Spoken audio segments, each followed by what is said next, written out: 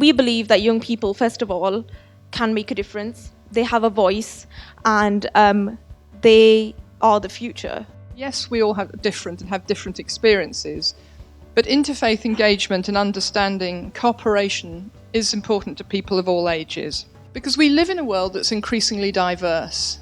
The world's becoming more multicultural, the world's becoming more of a mixed bag. It's no longer a case of one size fits all. Interfaith work used to be a group of, for example, imams and priests sitting in a musty church hall and drinking coffee, but it's not that anymore.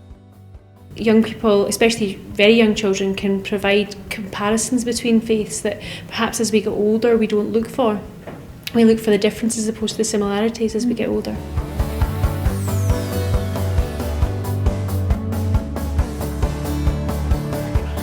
It's okay in the first stepping stones towards interfaith to have single faith youth work that can then lead on to groups, youth organisations that work with single faith groups to come together as one to then achieve the interfaith agenda. But without one, the second one is much harder to achieve because of all the barriers and trust needed to get to that final endpoint. And then the third point on top of that would be intergenerational would come after that. So single faith, intergenerational, interfaith.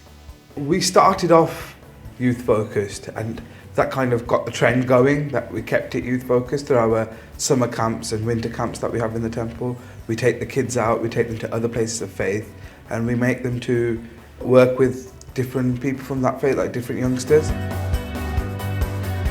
Since 2012, Interfaith Scotland have been going to schools and talking to RE classes and whole year groups. So when we go into schools, we go in groups made up of different faiths, and we speak to the young people, but we speak to them on a personal level. We'll give them our faith and our journey in our faith, as well as some facts about our own faith.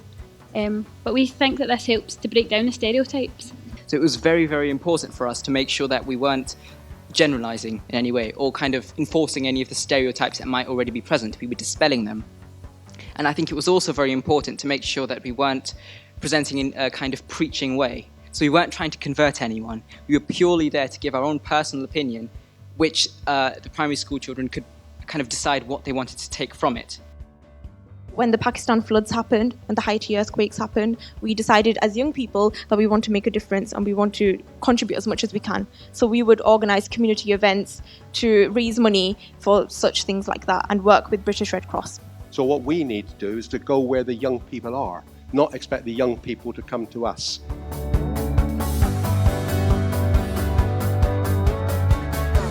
Projects really need to be youth-led, but not entirely. There needs to be that input from, direction from adults, and also where we can share our experience with them. Our youth leadership programme is very deliberately engineered to provide pathways for young people to access positions on our boards and leading programmes. Whatever age they reach that point, the skills will be there. This is very much a belief that youth-led can be a very good and whole thing. Uniformed brigades or organisations like Scouts Guides, Boys Brigade, Girls Brigade, we have an inbuilt leadership scheme, and it starts right from the time they join at the age of 5 or 6, and it's staged, and we go into it in much more seriousness when they reach the age of 14, and we really start working with them and promoting their leadership skills and teaching them that.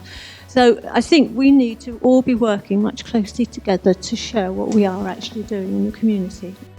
The thing that young people most need is the confidence to develop those skills, support in doing it, and where support means support and not someone telling them to do it or how to do it, and the opportunity to get out and try it themselves as well. So being given the responsibility to go and just have a go, do it, and if necessary learn by mistakes. And young people and older people both have the task ahead of them of ensuring that we don't buck the difficult questions. In our programmes, in our work, we don't run away from the difficulties. We tackle them. We try and work out solutions together. But we also find the time to appreciate the astonishingness of our faith and of the world around us. At the end of the day, we all live in the same society, often in the same spaces, in the same neighbourhoods, but we don't get to meet one another. So what we see in the media, what we see around the world, is a biased view of things that we don't really all understand the nuances of. But when you then meet someone else, another young person that also wears a Manchester United football shirt, a Liverpool shirt, or watches Doctor Who, etc., you realise the similarities that young people of different faiths actually have and how normal they really are, but they have different cultural backgrounds, and the best way to do that is through interfaith activity.